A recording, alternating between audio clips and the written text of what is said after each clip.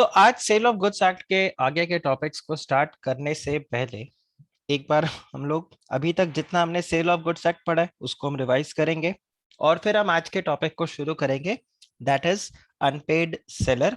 ठीक। तो अब देखो, हमने सेल ऑफ गुड्स एक्ट के अंदर देखा था कि it's a specialized law of the contract act.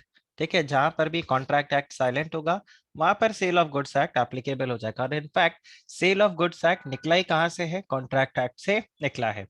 फिर फर्दर हमने यहाँ पर चेक किया था कि सेल ऑफ गुड्स एक्ट के अंदर there is going to be a buyer, there is going to be a seller and there is going to be goods. तो ये तीन चीज होना बहुत जरूरी है, बायर, सेलर एंड गुड्स।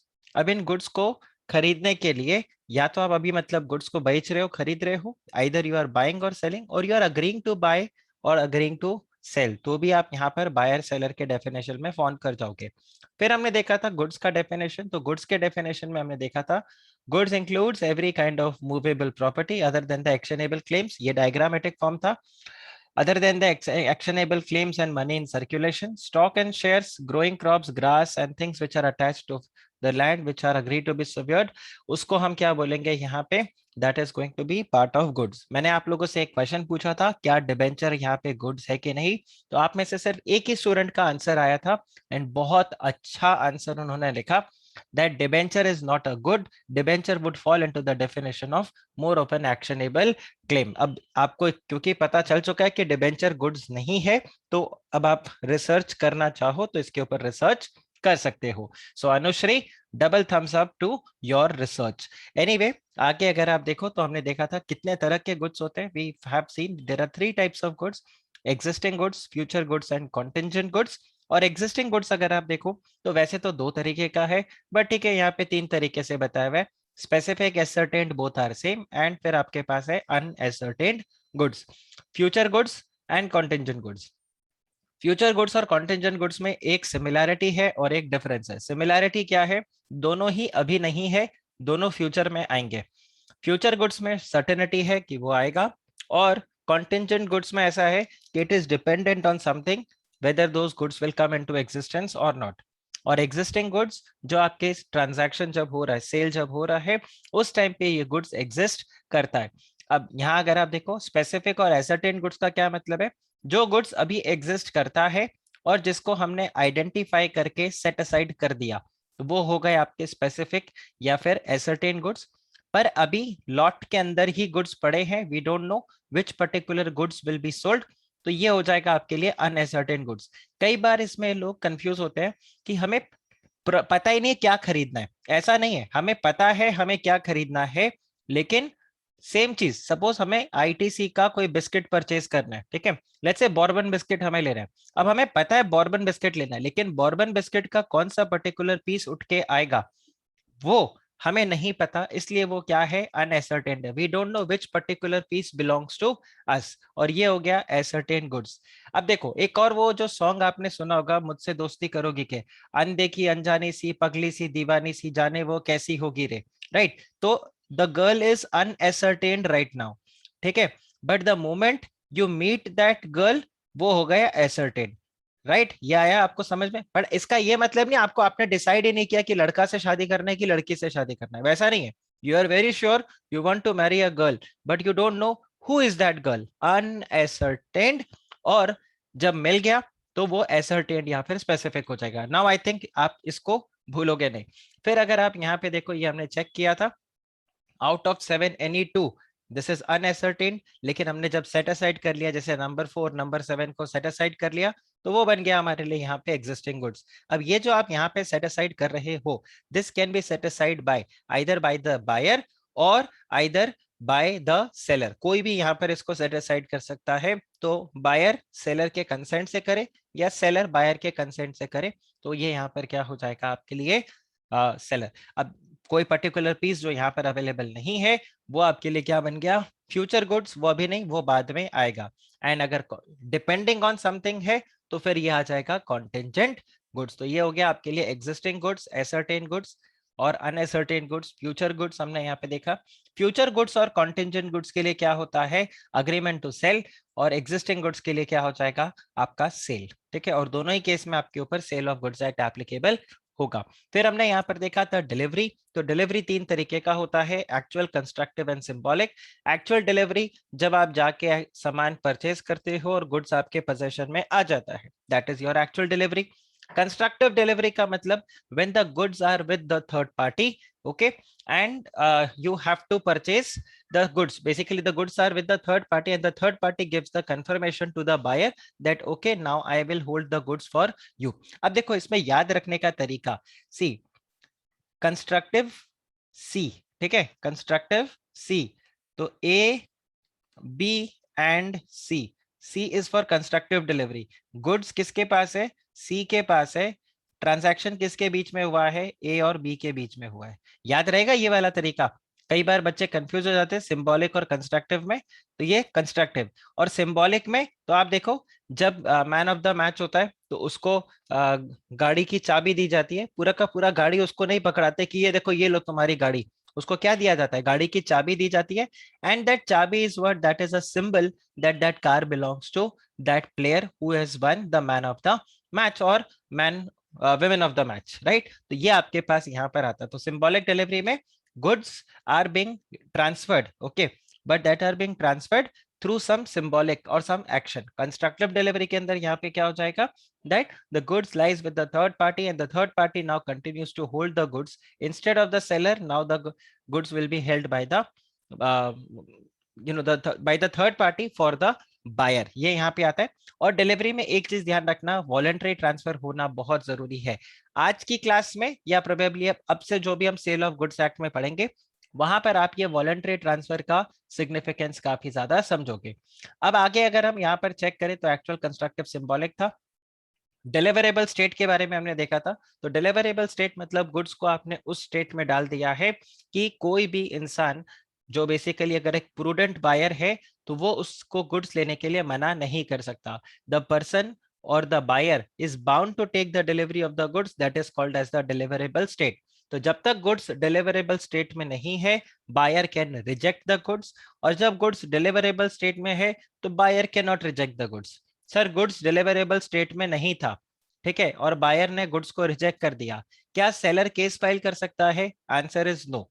लेकिन सर गुड्स डिलीवरेबल स्टेट में था, बायर ने गुड्स लेने से मना कर दिया, क्या अब सेलर केस फाइल कर सकता है? Answer is yes. और आज हम देखेंगे he will become the unpaid seller, और उसके पास फिर वो सारे राइट्स होंगे जो एक अनपेड सॉरी, जो एक अनपेड सेलर के पास होता है। फिर हमने यहाँ पे देखा था documents of title of the goods and document showing the title. तो डॉक्यूमेंट ऑफ टाइटल बेसिकली जो ओनरशिप के बारे में बताता है, डॉक्यूमेंट शोइंग टाइटल जिसके पास है वो वहां पर उसका ओनर बन जाता है। फिर हमने मर्केंटाइल एजेंट देखा था, तो agent in the customary course of business, और अकाउंट्स में जैसे आपने कंसाइनमेंट में पढ़ा था, तो वो जो कंसाइनी है वो भी आपके लिए क्या हो गया, मर्केंटाइल एजेंट। प्रॉपर्टी का मतलब होता है ओनरशिप, और प्रॉपर्टी दो तरीके का होगा, यहाँ पर जैसे मैंने आपको बताया एग्जाम क्वेश्चन आपको देखने को मिलेगा।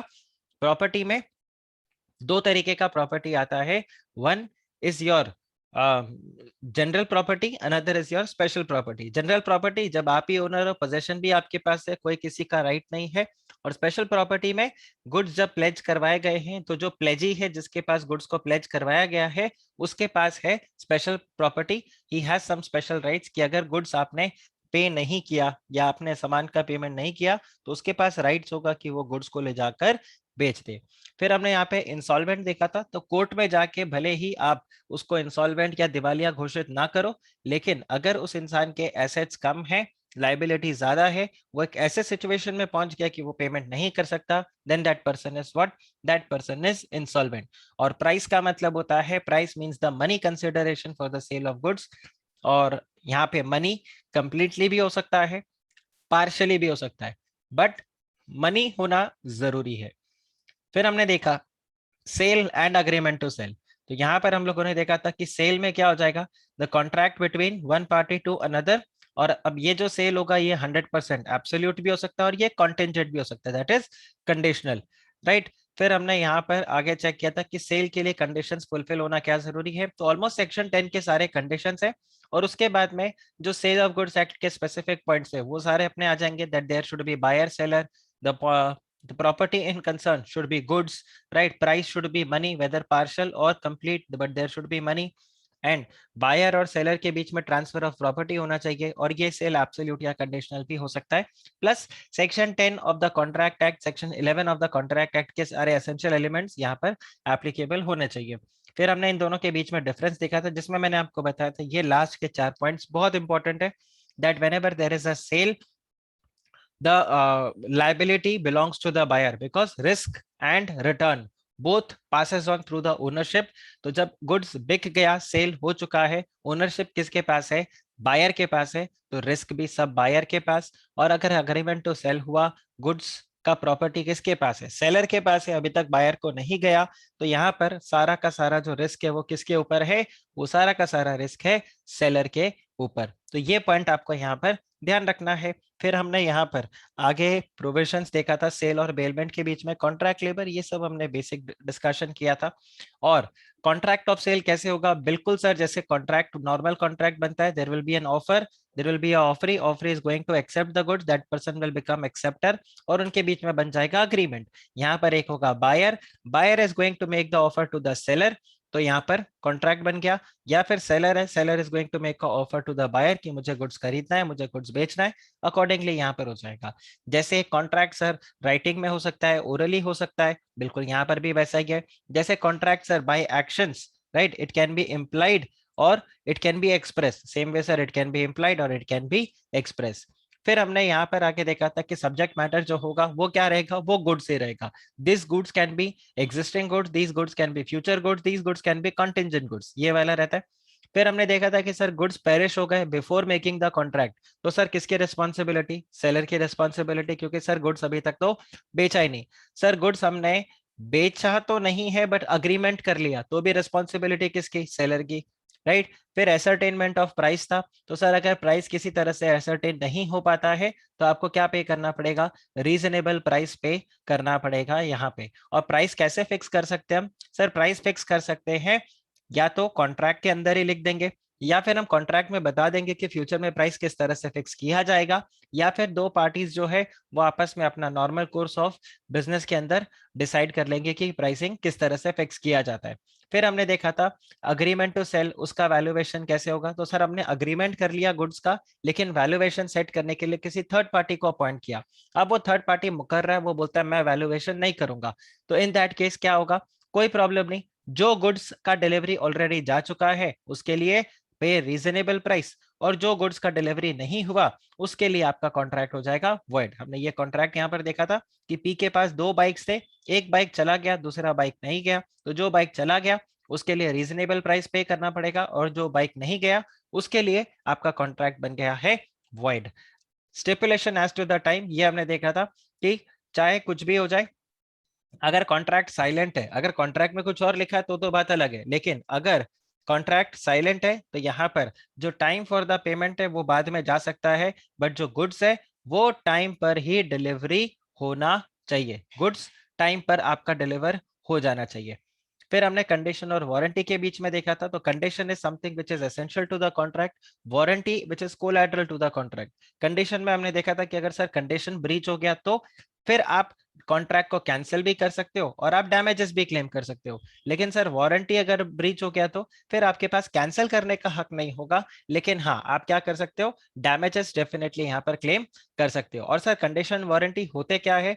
बोला सर जब बायर सेलर ये ना जब ट्रांजैक्शन करते हैं तो सेलर गुड्स को बेचने के टाइम पे बहुत सारे रिप्रेजेंटेशंस करता है। Do write this word that seller makes representation at the time of sale, and why he makes those representations? So that the buyer can purchase the goods. Now अब ये जो रिप्रेजेंटेशंस होते हैं, ये रिप्रेजेंटेशंस किसके बारे में होते हैं? गुड्स के बारे में होते हैं, about the quality of the goods, about the nature of the goods, about the fitness of the goods, correct. Now if these representations become part of the contract, then it can become condition or it can become warranty। तो ये वाला chart आप याद रखोगे। say if it do not form the part of the contract then to ignore, but if it becomes the part of the contract and this is main, then it becomes conditional, if it is collateral then it becomes warranty। now what is main or what is collateral to the contract, this will depend on the case to case basis। फिर आप अगर आगे देखो तो यहाँ पर हमने देखा था कंडीशन एंड वारंटी, ये वापस से सारे पॉइंट्स आए थे, और ये एग्जांपल जैसे मैंने आपको बताया था कि राम श्याम के पास जाता है और उसको अपना पर्पस बताता है कि ये मेरा पर्पस है, और वो सेलर के ऊपर रिलाई करता है, तो यहाँ पर कंडीशन हो गया, करेक्ट। लेकिन अगर वो रिलाई नहीं करता, या जैसे यहाँ पर था कि कार तो ठीक ठाक काम कर रहा है लेकिन उसका हॉर्न खराब है, तो वो बन गया वारंटी, क्योंकि horn is not main, it is collateral. But जो कार का यहाँ पे पर्पस था, touring purpose, this was main condition, right. So that is why we can cancel the contract, or here in this case Ram could contract the cancel the contract of sale. हमने ये दोनों points को यहाँ पर देखा। ये वाले point को मैंने आपको बताया था कि a breach of condition can be treated as breach of warranty. इसका मतलब क्या है? तो इसका मतलब ये है कि instead of cancelling the contract you can accept the damages, and that's how you would say that a breach of condition is treated like a breach of warranty. But a breach of warranty cannot be treated like breach of condition, because in case of breach of warranty you can only claim the damages and you cannot cancel the contract. Hence a breach of warranty can never be treated as a breach of condition. फिर हमने यहाँ पर देखा था कि ये जो conditions होते हैं और या जो वारंटी होता है, these can be express, these can be implied. और इम्प्लाइड कंडीशंस आपके यहाँ पर क्या है, जो लॉ फिट इन करता है, 7 इम्प्लाइड कंडीशंस है। Condition as to the title, जिसके अंदर बताया गया था ओनरशिप, जो गुड्स को बेच रहा है वो गुड्स का ट्रू ओनर है, और अगर ट्रू ओनर नहीं है तो वो सेल क्या हो जाएगा, वॉइड। और इन फ्यूचर ये गुड्स का ट्रू ओनर अगर मिला तो आपको गुड्स रिटर्न करना पड़ेगा, और जिसने आपको गुड्स बेचा है उससे आप क्या करोगे, आप डैमेजेस को क्लेम करोगे। If you remember nemo dat quod non habet, तो ये वही वाला था, no one can sell what one does not have, और no one can give what one does not have. So if you do not have the valid title, you cannot sell the goods. तो ये वाला part आया।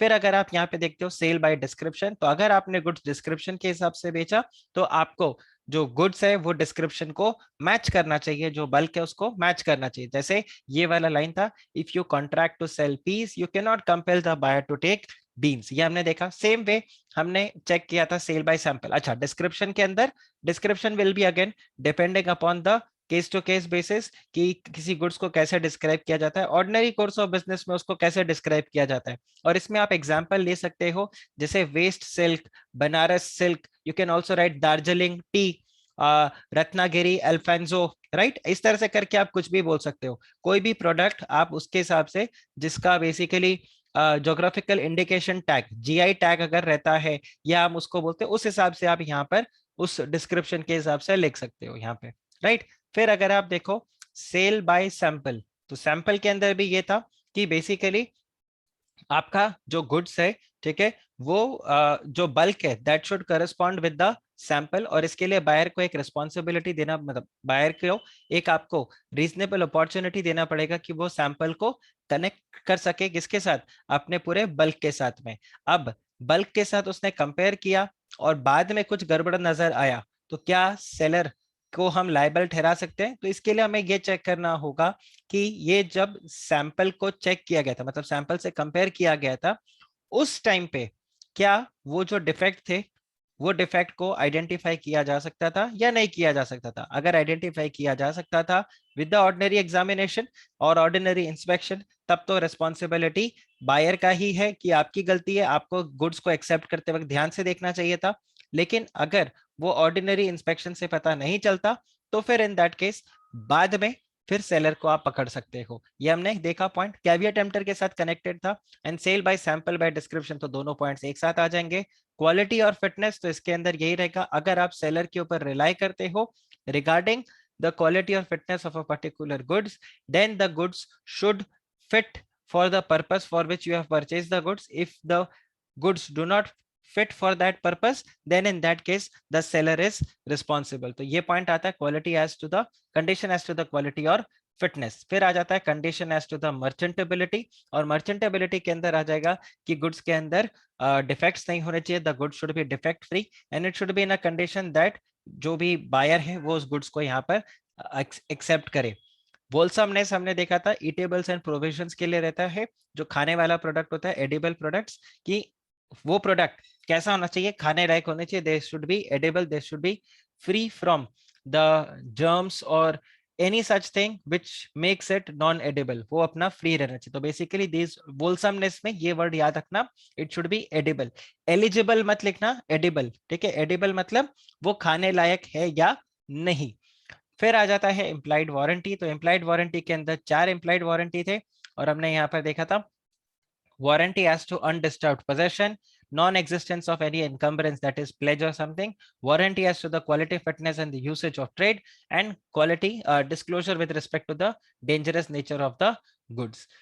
कब condition को warranty की तरह treat किया जाएगा? यहाँ पर 4 पॉइंट्स थे, वॉलंटरी वेवियर और कंपलसरी वेवियर। वॉलंटरी वेवियर मतलब जब सेलर या बायर खुद ही बोल देता है कि अच्छा चलो छोड़ो, या फिर जब वो उसको वेव ऑफ कर देता है, दोनों तरीके से। यहाँ तो वो डैमेज ले लेता है, यहाँ पर वो खुद ही उसको छोड़ देता है कि चलो कोई बात नहीं। और कंपल्सरी वेवियर मतलब non severability of the contract, जब वो कॉन्ट्रैक्ट आपके क्लब्ड है तब आप वहां पर कॉन्ट्रैक्ट को कैंसिल नहीं कर सकते। दो चीजें एक साथ है, सपोज दो कंडीशन एक साथ है, एक कंडीशन मीट नहीं कर रहा तो it's non severability of the contract, तब आप वहां पर सिर्फ वारंटी की तरह ट्रीट करोगे, मतलब डैमेजेस क्लेम करोगे। और अगर लॉ आपको एक्सक्यूज कर दे तो फिर खत्म काम, आप यहाँ पे फ्री हो। कैविएट एम्प्टर हमने पढ़ा था, लेट द बायर बिवेयर, कि अगर बायर ने सेलर के ऊपर, ठीक है, रिलाई करके गुड्स को परचेज किया है, then in that case caveat emptor नहीं लगेगा। देखो ये वाला था, बायर ने सेलर को अपने पर्पस के लिए बता दिया, उस केस के लिए जजमेंट के ऊपर रिलाई किया, और सेलर उसी पर्टिकुलर बिजनेस के अंदर है, तो यहाँ तो कैविएट एम्प्टर नहीं लगेगा। लेकिन बाकी जगह अगर आप चेक करो तो हमने यहाँ पर देखा था that the seller will no way be responsible for the bad selection of the buyer and the seller is not bound to disclose the defects in the goods which he is selling। ये दो points आप याद रखना। और इससे हमने contract act वाला, अब आप लोगों का कॉन्ट्रैक्ट एक्ट का टेस्ट हुआ है तो आप लोगों ने डेफिनेटली कॉन्ट्रैक्ट एक्ट को पढ़ा भी होगा।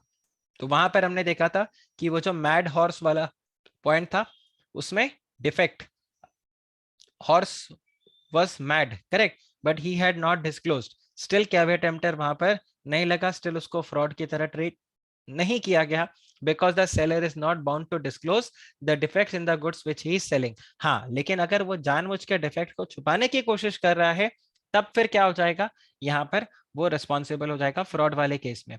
तो अगर आपने कॉन्ट्रैक्ट एक्ट को पढ़ा तो आप मुझे बताओ, दो सिचुएशंस वहां पे थे कि ए के पास मैड हॉर्स है, ठीक है, देखो दो केस था, ए के पास मैड हॉर्स है, ए ने वो मैड हॉर्स बी को बेचा, ठीक है, तो यहां पर वो फ्रॉड नहीं हुआ, here it was not fraud. लेकिन ए ने जब अपने डॉटर को ये बेचा तब ये फ्रॉड हो गया, मैड हॉर्स। आप बताओ ऐसा क्यों? देखो, ए सोल्ड मैड हॉर्स, याद आ रहा है आपको, ये सेम एग्जांपल था, ए sold mad horse, okay, to B, this was not considered as fraud, but when A sold the mad horse to the daughter, this was considered as fraud। ऐसा क्यों? पुरख्वा जुस्टिफिए, ऐसा क्यों? याद आ रहा है? आपने पक्का इसको पढ़ा होगा मॉड्यूल के अंदर।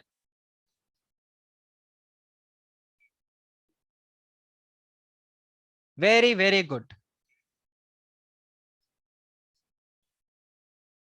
Very very good. यहां पर लगेगा कैविएट एम्प्टर और यहां पर लगेगा fiduciary relationship, relationship of trust. तो यहाँ पर इसकी रिस्पॉन्सिबिलिटी थी कि वो इसको ये बात डिस्क्लोज करे, लेकिन जब बी एक बायर है, अनरिलेटेड बायर है, वहां पर कैविएट एम्प्टर लग जाएगा and he is not responsible to disclose the defects. Very very good Gaurav. चलिए फिर हमने यहाँ पर आगे चेक किया था, ये दो एग्जाम्पल्स थे, ये सारे एग्जाम्पल्स आप देखना एग्जाम के अंदर आपको पक्का मिलेंगे। फिर हमने देखा था कैविएट एम्प्टर के एक्सेप्शंस। तो सबसे पहला एक्सेप्शन तो यही था, fitness as to the quality और यूज। तो आपने जब सामने वाले को बता दिया क्या यूज है और फिर उसने आपको सामान पकड़ाया तो definitely it should fulfil the purpose. फिर हमने देखा था गुड्स अगर आप पेटेंट या ब्रांड नेम में लेते हो, goods by description, merchantable quality, sale by sample, sale by sample as well as description, trade usage, और लास्ट वाला जब सेलर जानबूझ के छुपाता है कि ये डिफेक्ट्स वगैरह पता नहीं चले तो इन दैट केस वो रिस्पॉन्सिबल होगा। पासिंग ऑफ द प्रॉपर्टी हमने देखा था कि how is the property being passed on. तो risk prima facie passes on with the property, specific या एसर्टेन गुड्स है, जैसे ही आपने आइडेंटिफाई किया, सेट असाइड किया, goods are the property is passed on. Unascertain goods के लिए क्या रहेगा, जब तक गुड्स सेट असाइड नहीं हुआ तब तक goods belongs to the seller. जैसे ही सेट असाइड कर लिया, goods are ascertained, the property is passed on to the buyer. And sale और रिटर्न बेसिस में क्या होगा, जब आपने वो रिटर्न पीरियड आपका कंप्लीट हो गया, अप्रूवल पीरियड आपका कंप्लीट हो गया, उसके बाद भी आपने गुड्स को रिटर्न नहीं किया तो गुड्स आर ऑलरेडी सोल्ड। या फिर ड्यूरिंग दैट अप्रूवल पीरियड आपने एक्सप्रेसली बता दिया कि I am taking the goods, तो भी वो गुड्स का प्रॉपर्टी पास ऑन हो गया। या फिर जब वो अप्रूवल पीरियड चल रहा है, when this approval period is going on and during that period the buyer does something, जिससे कि क्या हो रहा है, वो अपना ओनरशिप राइट दिखा रहा है, तो भी वो गुड्स आपका बिक गया। राइट, फिर हमने देखा था गुड्स ऑन कैश और रिटर्न बेसिस, तो जब तक कैश पेमेंट नहीं होगा तब तक गुड्स पास ऑन नहीं होगा। तो ये सारा पॉइंट्स हमने यहाँ पर चेक किया था। और डिलीवरी टू द कैरियर, ये हम लोगों ने देखा था कि कैरियर किसका है, कैरियर बायर का है या कैरियर सेलर का है। So if the right to disposal lies with the buyer, then in that case the risk is of the buyer. If the right to disposal lies with the seller, then the risk is of the seller. ये हमने यहाँ पर check किया था। और ये देखो goods sold on approval basis हमने देखा था और कैश और रिटर्न बेसिस पे देखा था। इसके बाद में हम लोगों ने चेक किया था right to reservation of the right to disposal. फिर हमने देखा था risk prima facie passes on with the property, जैसी प्रॉपर्टी ट्रांसफर हुआ, ओनरशिप ट्रांसफर हुआ, ये गया। फिर ट्रांसफर ऑफ टाइटल हम लोगों ने चेक किया था, nemo dat quod non habet मैंने बताया था।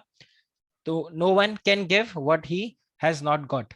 फिर ये सारे पॉइंट्स थे। इसमें हमने एक्सेप्शन देखा था। बाय द वे इसके एक्सेप्शन के ऊपर बहुत सारे क्वेश्चंस आते हैं, जैसे मर्केंटाइल एजेंट ने गुड्स को बेचा, जॉइंट ओनर्स ने गुड्स को बेचा। देखो ध्यान रखना, just don't remember mercantile agent, mercantile agent के क्या कंडीशन है ये भी याद होने चाहिए। जॉइंट ओनर्स है तो जॉइंट ओनर्स के क्या कंडीशन है ये भी याद होने चाहिए।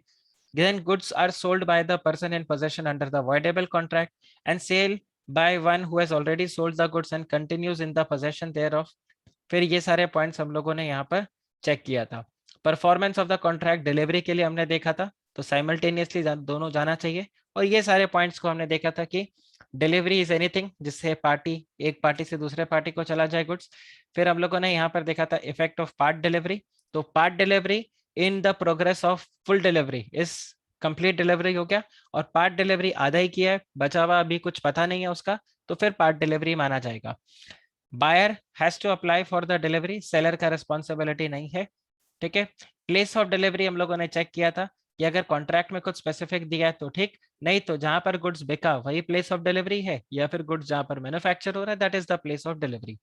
टाइम ऑफ डिलीवरी, कॉन्ट्रैक्ट के अंदर कुछ स्पेसिफिक दिया तो ठीक, नहीं दिया तो it is depending on the situation, reasonable time पे आपको उसको डिलीवर करना है। Goods which are in possession with the third party, तो जैसे ही थर्ड पार्टी यहाँ पर कॉल करके बायर को बता देता है कि हाँ गुड्स मेरे पास है, तो हम यहाँ पर क्या मानेंगे, the goods are being delivered. फिर हमने देखा time for the tender of the delivery, तो टाइम बेसिकली यहाँ पर क्या हो जाएगा, reasonable hour, expenses is to be borne by the seller. और यहाँ पर अगर रॉन्ग गुड्स चला गया तो भी यहाँ पर राइट होता है कि आप चाहो तो पूरे गुड्स को एक्सेप्ट कर लो at the same contract rate, पूरे गुड्स को रिजेक्ट कर दो, या फिर जितना आपका था उसने को रख लो और एक्सेस को आप रिजेक्ट कर दो।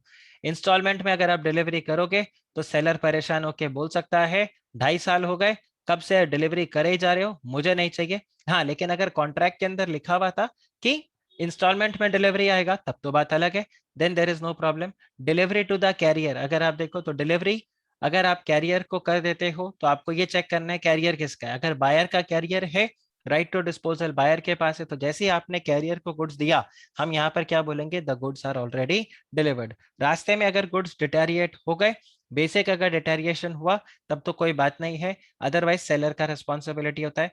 बायर को आपको राइट देना होगा कि वो गुड्स को एक बार प्रॉपरली एग्जामिन कर ले, right. And buyer is not bound to reject the return the rejected goods, उसको बस खाली क्या करना है, सेलर को इंटीमेट करना है कि आपने गलत गुड्स यहाँ पर डिलीवर किया, और वो फिर आपको यहाँ पर गुड्स क्या करेगा, रिटर्न करके देकर जाएगा। ये पॉइंट था। अब आगे अगर आप यहाँ पे देखो तो नेक्स्ट अनपेड सेलर, आज हम यहाँ से अब कॉन्ट्रैक्ट अपना शुरू करेंगे, that is of the unpaid seller. अब अनपेड सेलर के अंदर अगर आप देखो तो यहाँ पर क्या सिनेरियो आता है, who is an unpaid seller. देखो सिंपल सा पॉइंट है, पहले तो बिल्कुल ही लेमैन लैंग्वेज में इसको हम समझते हैं। Sir there is a seller जिसने गुड्स को बेचा, करेक्ट, जिसने गुड्स को बेचा, there is a seller plus उस सेलर को पेमेंट नहीं मिला, the person or the seller has not received the payment. The seller has not received the payment. ऐसे इंसान को हम क्या बोलेंगे? Unpaid seller. वाह सर, ये क्या बाइफरकेशन करके और कितना अच्छा एनालिसिस करके आपने बताया। ये तो सर हम खुद भी कर लेते। थोड़ा और डिटेल में बताओ ना, कॉन्ट्रैक्ट जो सेल ऑफ गुड्स एक्ट है वो क्या बोलता है। सुनो, वेट करो। हु इज अ सेलर, देखो ये आपका तरीका होता है। कॉमर्स के बच्चे कैसे करते हैं, आंसर को ऐसी तो बढ़ा बढ़ा के लिखते हैं ना। तो हम लिखेंगे point number 1, who is an unpaid seller? Unpaid seller is a seller who has not received the payment, point number 1। अब पॉइंट नंबर 2 में हम बताएंगे who is a seller? Seller is the person who has sold the goods और who has agreed to sold the goods. अच्छा, उसको payment कैसे नहीं मिला? देखो, जब उसने गुड्स को बेचा तो वो गुड्स को कैसे बेच सकता है? वो गुड्स को बेच सकता है कैश बेसिस पे, या फिर वो गुड्स को बेच सकता है ऑन क्रेडिट बेसिस, है कि नहीं? दो ही तरीके से गुड्स बिकता है, या तो आप कैश में गुड्स को लेते हो या फिर आप क्रेडिट में लेते हो। अब कैश बेसिस में अगर उसने गुड्स को बेचा and the cash is not received, तो हम क्या बोलेंगे? The goods are the basically the seller is a unpaid seller. अब आप बोलोगे सर कैश बेसिस में जब गुड्स बेचा तो सर वो अनपेड सेलर कैसे हो गया? सर उसको गुड्स का डिलीवरी देना ही नहीं था।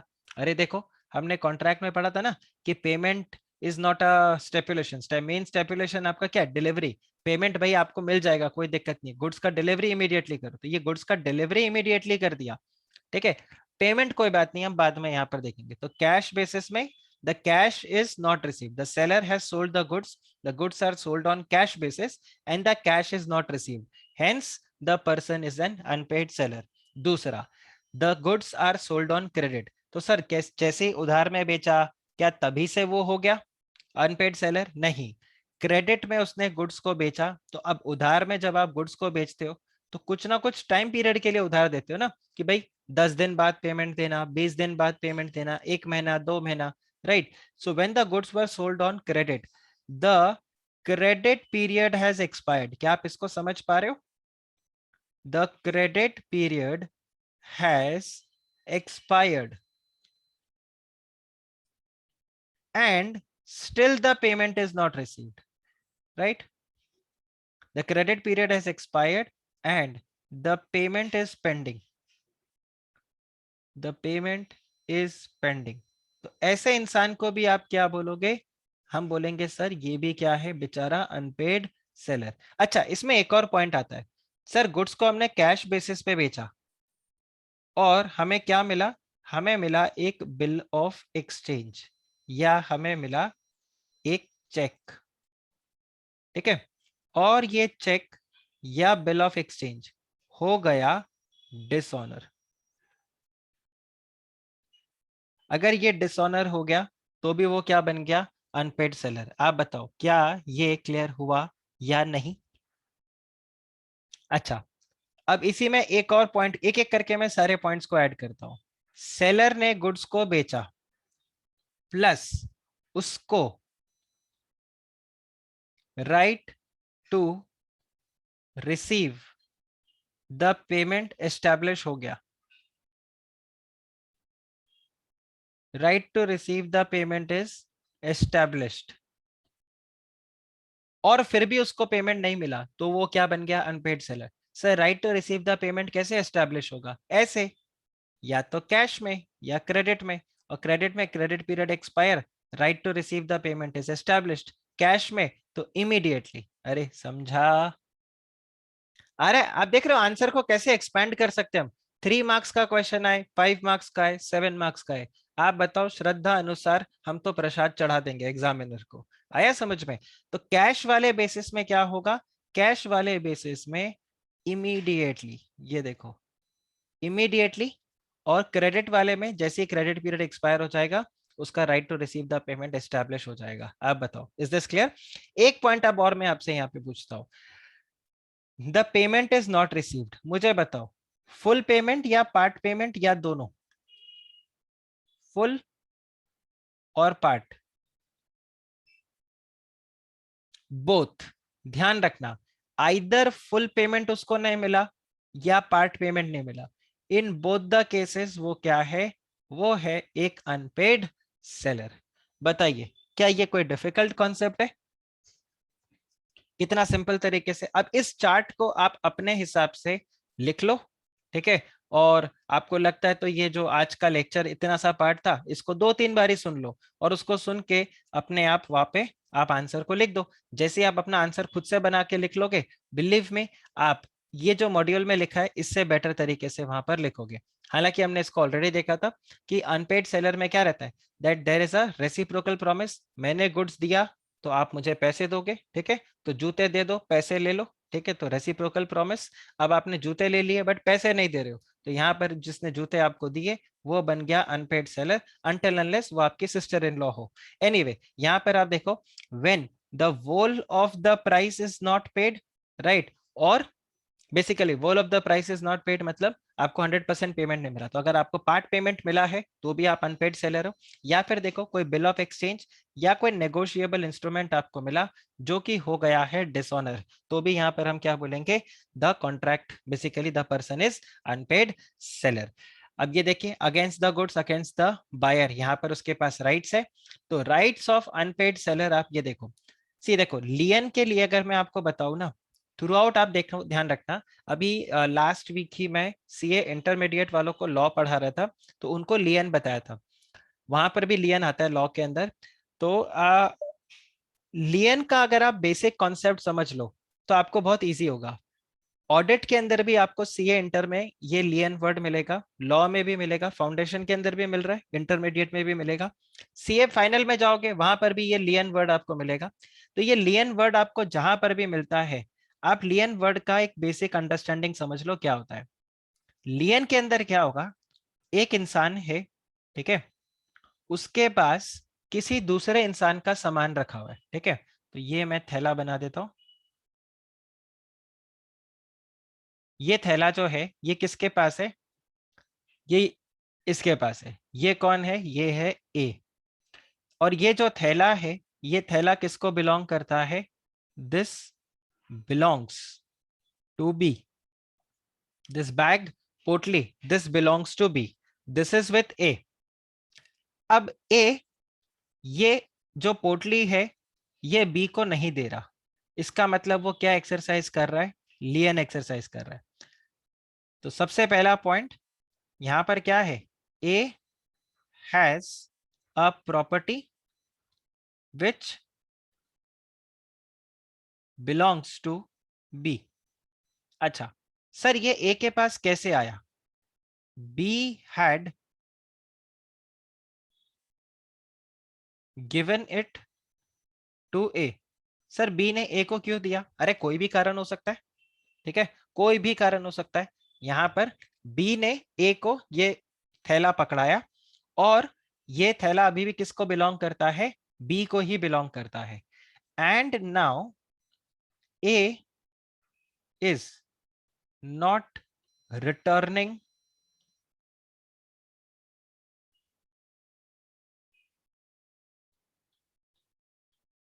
It to B. ए इस थैले को रिटर्न नहीं कर रहा बी को। क्यों रिटर्न नहीं कर रहा, because A has to collect some dues from B which B is not paying. आया आपको समझ में, ये आया आपको समझ में। ये चारों कंडीशंस अगर मीट कर गए तो हम क्या बोलेंगे, A has exercised lien over B, या ओवर बीज प्रॉपर्टी।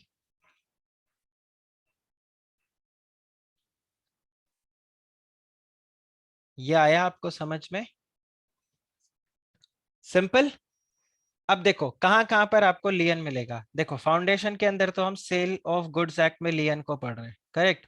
जब आप इंटरमीडिएट लेवल में आओगे तो आप कॉन्ट्रैक्ट एक्ट के अंदर जब बेलमेंट वाला टॉपिक पढ़ोगे वहां आएगा। फिर आप ऑडिट के अंदर लियन को पढ़ोगे।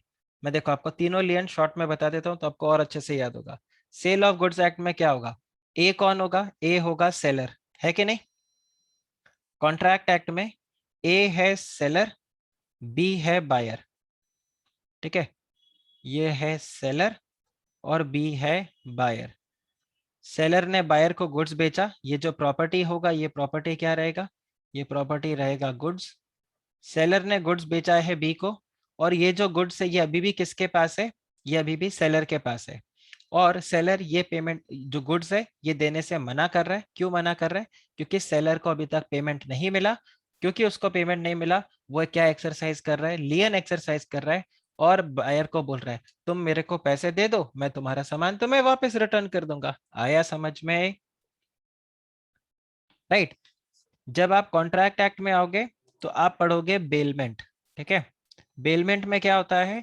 मैंने गुड्स आपको दिया है फॉर अ पर्टिकुलर पर्पस, याद आ रहा है? जैसे ही वो पर्पस पूरा हो गया वो गुड्स आप रिटर्न करोगे। तो ए में ए होगा बेलर, बी होगा बेली। बेलर ने बेली को कोई गुड्स दिया, जैसे मैंने मेरा मोबाइल फोन ठीक होने के लिए दिया था, ठीक है? अब देखो, मैंने मेरा मोबाइल फोन, मेरा, मैं यहाँ पे कौन हूं? यहाँ पे दिस इज आनंद। और ये कौन है? ए कौन है? ए है सैमसंग वाला, राइट? सैमसंग वाले को मैंने मेरा मोबाइल फोन दिया। क्यों दिया था? मेरा मोबाइल फोन रिपेयर करने के लिए। अब मैं मोबाइल फोन उससे रिटर्न मांग रहा हूँ, वो रिटर्न करने से मुझे मना कर रहा है। क्यों मना कर रहा है? क्योंकि वो बोलता है आपने अपना मोबाइल फोन जो ठीक कराने का रिपेयरिंग चार्जेस था वो पे नहीं किया। तो सैमसंग वाला क्या कर रहा है? सैमसंग वाला लियन चार्ज कर रहा है। समझा? Is it simple? जब आप ऑडिट में लियन पढ़ोगे तो ऑडिट में क्या होगा? ए है ऑडिटर, बी है क्लाइंट। क्लाइंट के बुक्स ऑफ अकाउंट्स किसके पास है? ऑडिटर के पास है। क्यों है? क्योंकि ऑडिट करने के लिए क्लाइंट ने खुद ही ऑडिटर को दिया। अब ऑडिटर की फीस वो पे नहीं कर रहा, जो क्लाइंट है वो फीस पे नहीं कर रहा, तो ऑडिटर क्या बोलेगा? मैं लियन एक्सरसाइज कर लूंगा, आपके जो बुक्स ऑफ अकाउंट्स है मैं वो आपको रिटर्न नहीं करने वाला जब तक आप मुझे पेमेंट नहीं करते। आप बताओ, कॉन्सेप्ट समझा? रिश्ता वही, सोच नहीं। ओके, तो लियन के अंदर यही सिनेरियो रहता है आपका। अब देखो, मैं यहां पर आपको बना के दे देता हूं, ही इज सेलर। छाप लो, इसका स्क्रीनशॉट ले लो, तो आपके लिए खत्म काम, ये सेट हो गया। डन। ओके, देखो, ऑर्डिनरी कोर्स ऑफ बिजनेस आपका क्या रहेगा? आप सबसे पहले लियन चार्ज करोगे। लियन चार्ज करने के बाद आप वेट करोगे कि यार वो टाइम पर पेमेंट कर दे, है कि नहीं? अगर आप सेलर हो और मैं बायर हूं, तो मैं आपको अगर पेमेंट नहीं कर रहा तो सबसे पहले आप क्या करोगे? First you will charge lien. आप बोलोगे सर गुड्स का डिलीवरी नहीं दूंगा जब तक आप पेमेंट नहीं करोगे।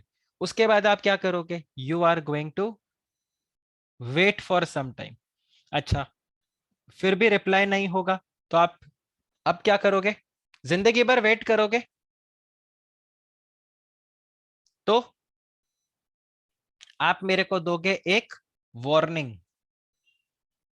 इस वार्निंग को लीगल, हम मतलब लीगल टर्म्स में क्या बोलते हैं?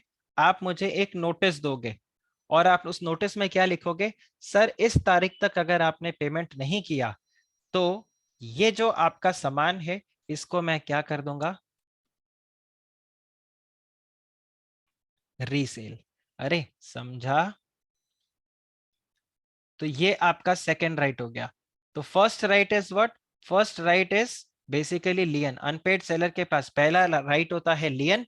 लियन के बाद वो थोड़े टाइम तक वेट करता है, फिर भी वो अनपेड होगा। Then the seller is going to give or serve a notice to the buyer for the payment, and if the payment is not paid within that reasonable time, तो फिर seller यहाँ पर क्या करेगा? इसको रीसेल कर देगा। अच्छा, लेकिन गुड्स ऐसा है जो पेरिशेबल नेचर का है, ठीक है? गुड्स पेरिशेबल नेचर का है, तो मुझे बताओ क्या ये नोटिस वोटिस देगा क्या? वो पता चलेगा जब तक नोटिस देगा तब तक गुड्स खराब हो जाएगा, तो फिर वो नोटिस वगैरह नहीं देगा, वो सीधा उठा के गुड्स को रीसेल ही कर देगा। अच्छा, रीसेल करने पे आपको कोई लॉस हुआ तो वो रिकवरी आप किससे करोगे? 100 रुपया का सामान था, आप 70 ही रिकवर कर पाए रीसेल करके, तो आप मुझे बताओ 30 रुपीज किससे रिकवर करोगे?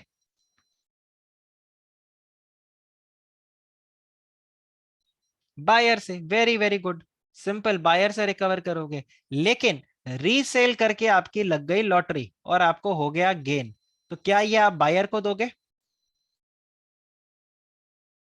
कि देखो वो 5 स्टार का एड नहीं देखा कि कुछ नहीं करके भी अच्छा कर दिया, तो क्या आप उसको क्रेडिट दोगे? Answer is no. ये क्या होगा? ये सेलर रिटेन करके रखेगा। आया आपको समझ में? यहां पर तो आप क्या करोगे? You are going to recover from the buyer. बताओ जी, ये क्लियर हुआ? कितना सिंपल कॉन्सेप्ट है ये, है कि नहीं? चलो तो एक काम करो, इसका भी स्क्रीनशॉट ले लो। ये आई एम सॉरी, थोड़ा सा लेट से मैंने ऐड किया, वो समझाते समझाते क्लिक किया तो मैंने आप लोगों को ये बता दिया। डन।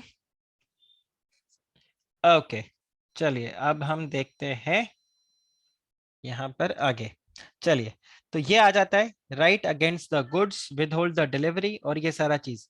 अब देखो, जब हम यहाँ पे बोल रहे हैं the property has passed on to the buyer, तो property has passed on to the buyer मतलब ओनरशिप जो है that is passed on to the buyer. और यहाँ पे जब हम बोल रहे हैं property has not passed on, तो मतलब ownership is still with the seller.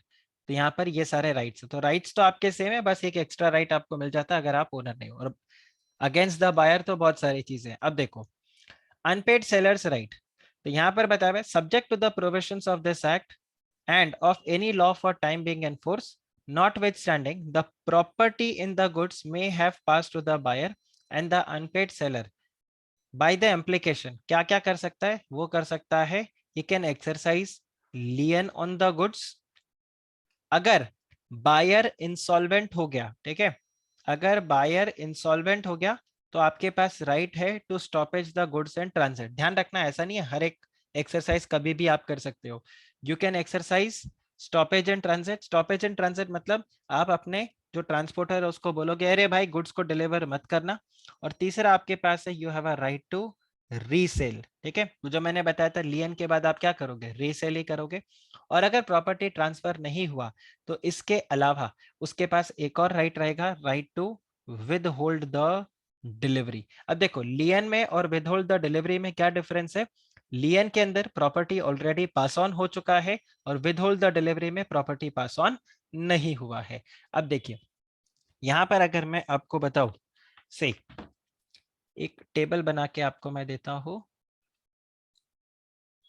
यहां हम बात कर रहे हैं प्रॉपर्टी और यहां हम बात करते हैं पोजेशन और यहां पर हम बात करते हैं रेमेडी के बारे में। आई थिंक रेमेडी का स्पेलिंग गलत है बट चलो कोई बात नहीं। आप यहाँ पे देखो, प्रॉपर्टी है किसके पास? बायर के पास। ठीक है, पोजेशन भी किसके पास है? बायर के पास। अब जो रेमेडी होगा, ये रेमेडी किसके अगेंस्ट रहेगा? The remedy will be only against the buyer. The remedy will not be against the goods. क्यों सर? देखो, अगर गुड्स का पोजेशन ऑलरेडी बायर के पास जा चुका है तो क्या आप गुड्स में लियन एक्सरसाइज कर सकते हो? आप ये पॉइंट को समझने के लिए इसको देखो, ये पॉइंट आप देखो, अगेंस्ट द गुड्स में आप जो सेलर है वो अगेंस्ट द गुड्स राइट्स कब एक्सरसाइज कर सकता है? When the possession of the goods is with the seller. देखो, आप रीसेल कब कर सकोगे गुड्स को? जब गुड्स सेलर के पास है या जब गुड्स बायर के पास है? सेलर के पास है कि नहीं? आप लियन कब एक्सरसाइज कर पाओगे? जब गुड्स आपके पास है और आप कौन हो? आप सेलर हो। बायर के पास अगर गुड्स है तो आप कहां से तो डिलीवरी को विदहोल्ड करोगे, कहां तो आप लियन एक्सरसाइज करोगे और कहां आप गुड्स को रीसेल करोगे और कहां स्टॉपेज एंड ट्रांजिट करोगे। तो ये राइट्स आपको कब मिलेगा? ये राइट्स तभी मिलेगा जब गुड्स का पोजेशन आपके पास है। तो सर अगर गुड्स मेरे पास नहीं है तो फिर बायर के पास आप जाओगे जहां पर आप प्राइस के लिए केस फाइल करोगे, डैमेजेस फाइल करोगे, सूट फॉर इंटरेस्ट और ये सारा काम करोगे। इसके लिए मैं बता रहा हूं। अब आपको ये टेबल समझ में आया? property is with the buyer, possession is also with the buyer. The remedy then will only be against the buyer and not against the goods. क्या ये sentence मतलब ये table, does this make sense? Okay, फिर आता है दूसरा scenario. दूसरे scenario में हम बोलते हैं प्रॉपर्टी किसके पास है, बायर, मतलब ओनरशिप ट्रांसफर हो चुका है, लेकिन जो पोजेशन है, पोजेशन किसके पास है, पोजेशन अभी भी सेलर के पास है। अब आप मुझे बताओ जो रेमेडी है वो रेमेडी क्या रहेगा, the remedy will be both against the buyer as well as against the goods, है कि नहीं? यहां पर जो रेमेडी होगा, this will be both against the buyer plus against the goods also. और सबसे पहला रेमेडी जो आपको यहां पर मिलेगा वो क्या रेमेडी होगा, यू कैन एक्सरसाइज द लियन। लियन के बाद आप क्या कर सकते हो, गुड्स को रीसेल, और रीसेल करने के बाद अगर कुछ लॉस हुआ तो आप क्लेम कर सकते हो डैमेजेस। आप बताओ ये क्लियर बच्चा लोग, ये क्लियर हुआ आपको? सी ये बहुत इंपॉर्टेंट है क्योंकि जब केस स्टडी क्वेश्चन आएगा ना, तो आप वहां पर सपोज करो केस स्टडी क्वेश्चन आया, आप लिख देते हो he can do right to stoppage and transit, जबकि स्टॉपेज एंड ट्रांसिट कब कर सकते हैं, जब बायर इंसॉल्वेंट होता है तो तभी कर सकते हो, नहीं तो नहीं कर सकते, और उसके अंदर भी अलग अलग कंडीशंस है। तो ये पॉइंट्स आपको ध्यान में रखना बहुत जरूरी कि कौन से सिचुएशन में कौन सा रेमेडी लगेगा। अब देखो थर्ड वाला हम लगाते हैं, गुड्स किसके पास है, मैंने ओनरशिप किसके पास है, ओनरशिप है बायर के पास, पर गुड्स का जो पोजेशन है वो किसके पास है, वो है कैरियर के पास। अब मुझे बताओ क्या किया जा सकता है, अब मुझे बताओ क्या किया जा सकता है, ट्रांसपोर्टर के पास गुड्स है, वेरी वेरी गुड, आपको ये चेक करना होगा कैरियर किसका है, बायर का कैरियर है या सेलर का कैरियर है, सबसे पहला पॉइंट तो ये। दूसरा, अगर कैरियर सेलर का है तो आपके पास क्या होगा, यू विल हैव अ, तो मैं यहां पे लिख देता हूं कैरियर ऑफ सेलर, तो यहां पर आपके पास क्या हो जाएगा, right, right to stoppage and transit, right to stoppage and transit, but कब, but only when the buyer is insolvent. ये आया समझ में, ये आया? ओके, फिर अगर आप यहां पर देखते हो तो आपके पास आ जाएगा फोर्थ पॉइंट। फोर्थ पॉइंट में आप यहां पे देखो, the property is with the seller, मतलब ownership is with the seller and possession is with the seller. तो अब आप मुझे बताओ क्या रेमेडी है, फिर तो against the goods and against the buyer, सारे ही रेमेडी हो गए आपके पास, ऑल रेमेडीज आर अवेलेबल, है कि नहीं? हुक्म का एक ही आपके पास आ गया, आप गुड्स को विदहोल्ड कर लो, लियन कर लो, right to stoppage and transit कर लो, रीसेल कर दो, डैमेजेस के लिए क्लेम फाइल कर दो, कुछ भी कर लो, है कि नहीं? चलिए, तो ये पॉइंट आपको यहाँ पर क्लियर रहा। तो ये देखो ध्यान रखना, ये बहुत इंपॉर्टेंट चार्ट है, और ये बेसिकली अगर मैं बताऊं तो पिछले बैच में ये चार्ट बन गया है, उससे पिछले बैच में ये चार्ट नहीं बना था। देखो ओनरशिप, हाँ हाँ, तो बायर क्योंकि पेमेंट नहीं कर रहा ना, रेसिप्रोकल प्रॉमिस हो जाएगा, but buyer is responsible to give the, seller is responsible to give the goods only when the buyer is ready to make the payment. If the buyer is not ready to make the payment, why seller will give the goods? And if the seller is not giving the goods because the buyer is not ready to make the payment, तो seller has got all the right to claim the damages. Simple सा बात बता, तो मेरवान्स वाले में गया, ठीक है, या किसी केक वाली दुकान में गया, तूने ऑर्डर प्लेस कर दिया और तूने बोला मैं शाम को आके कलेक्ट करता हूँ, आया? स्विगी पे तूने ऑर्डर प्लेस किया और बोला कैश ऑन डिलीवरी, अब जब वो यहाँ पे, राइट, तो सिनेरियो वही रहा ना, तो वो क्या बोलेगा, वो पिज्जा डिलीवर नहीं करेगा, वो पिज्जा तेरा पिज्जा किसी और को चिपकाएगा, प्लस तेरे से डैमेजेस भी क्लेम करेगा। आया समझ में? राइट या। अब देखो यहाँ पर आ रहा है rights of unpaired seller against the goods. तो ये आपको दो, आपको बाइफरकेशन दिया हुआ है। तो देखो सबसे पहले आपको यहाँ पर बताया हुआ है लियन। तो लियन के अंदर यहाँ पर क्या रहता है, लियन में आपको जैसे मैंने बताया कि गुड्स आप क्या करोगे, सेलर्स लियन आप एक्सरसाइज करोगे। और सेलर्स लियन कब एक्सरसाइज कर सकते हो, see it is very important कि ये राइट आप कब एक्सरसाइज कर सकते हो। तो ये आपको बेसिकली बता रहा है व्हेन।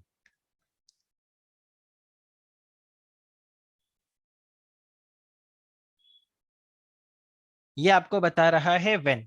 तो देखो सबसे पहला क्या, कि जो गुड्स है that has been sold without the stipulation of on credit, मतलब the goods are sold on cash basis. आया आपको समझ में?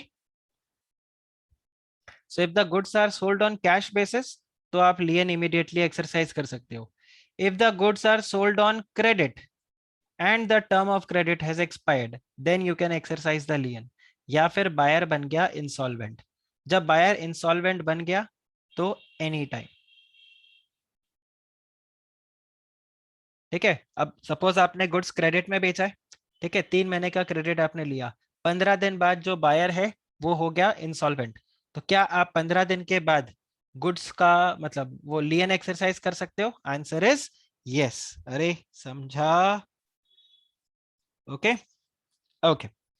फिर यहाँ पे देखो पार्ट डिलीवरी के लिए भी बताया। तो पार्ट डिलीवरी के अंदर बताया कि अगर आपने कुछ गुड्स डिलीवर कर दिया, कुछ नहीं किया, तो यहाँ पर क्या हो जाएगा, you can exercise the right to lien on the reminder.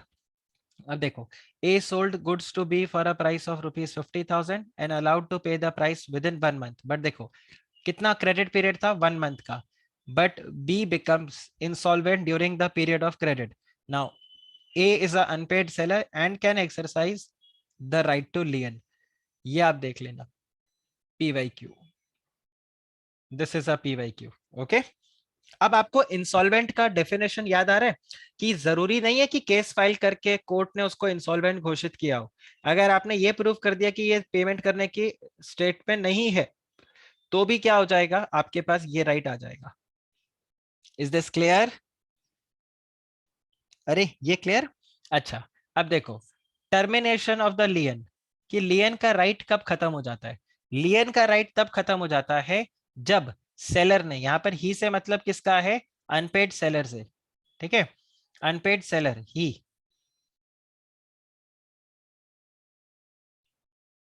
Unpaid seller, उसी ने क्या कर दिया है, उसी ने खुद गुड्स जाके डिलीवर कर दिया। किसको डिलीवर कर दिया, कैरियर को। कैरियर किसका, बायर का, या फिर बेली। अच्छा यहां पर ध्यान रखना, कैसे पता कि वो बायर का है, because he has not reserve the right to disposal. Right to disposal अगर सेलर के खुद के पास ही है, तब तो ऑब्वियसली वो तो गुड्स अभी भी किसके पास है, सेलर के पास है। Now he can not exercise the लियन।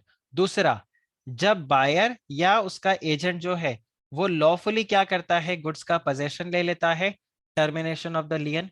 आपके पास राइट था लेकिन आपने वो एक्सरसाइज नहीं किया, waiver of this right is also extinguishment of the right to lien. आप बताओ, इज दिस क्लियर? जैसे ये एग्जांपल देखो, ए ने गाड़ी बेचा बी को 1 लाख रुपए का और डिलीवर कर दिया किसको, रेलवे वालों को, ट्रांसपोर्ट में लगा दिया। अब जब ट्रांसपोर्ट में लगाते हैं तो जो रेलवे रिसिप्ट होता है, अब वो रेलवे रिसिप्ट में किसका नाम लिखा था। अगर ए खुद का नाम लिखता तो वो राइट टू लियन एक्सरसाइज कर सकता था, लेकिन उसने किसका नाम लिखा, बी का नाम लिखा। जैसे बी का नाम लिखा मतलब B is the owner, A can not exercise the right to lien. आप बताओ, क्लियर? नेक्स्ट आता है right to stoppage in transit. तो right to stoppage in transit में सिंपल एक ही पॉइंट ध्यान रखना, बहुत सारे मिस्टेक स्टूडेंट्स इसमें मिस्टेक करते हैं कि रास्ते में गुड्स गया और पेमेंट नहीं आया। तो ऐसा नहीं कि right to stoppage in transit जब मन आप लगा लो तब। Right to stoppage in transit तभी लगा सकते हैं जब गुड्स कहाँ पर है, रास्ते में है। ठीक है, देखो right to stoppage in transit कब लगेगा, when goods are in transit, ठीक है, goods are in transit, plus ये जो बायर है, बायर बन गया है इंसॉल्वेंट, तब right to stoppage and transit आप लगाओगे। आप बताओ, ये clear? So when the buyer of the goods have become insolvent and the unpaid seller who has parted with the possession of the goods has the right to stoppage them in transit. He may resume the possession of the goods as long as they are in the course of transit and he may retain them until the price is being paid. आप बताओ, ये clear? अब यहां पर आता है duration of transit. ये थोड़ा सा लंबा सा टॉपिक है, तो इसको हम कवर करेंगे नेक्स्ट लेक्चर के अंदर, ठीक है। और आई थिंक थर्सडे को आपका sale of goods act complete हो जाएगा। इसको हम नेक्स्ट लेक्चर में कंप्लीट करेंगे क्योंकि ये काफी लंबा सा टॉपिक है। ऑलमोस्ट मुझे 40 मिनट्स के करीब जाएगा आपको ये पूरा पॉइंट समझाने के लिए, राइट। तो ये जो ड्यूरेशन ऑफ ट्रांजिट है ये सारा, तो इसको मैं अभी पिक नहीं करूंगा क्योंकि ये आधा बीच में रह जाएगा आपका, ठीक है। चलिए, तो फिर that's it for your today's lecture. Then we will meet on in the next lecture, और नेक्स्ट लेक्चर में हम यहाँ पर इसको कंप्लीट करेंगे। Okay, so take care, bye bye.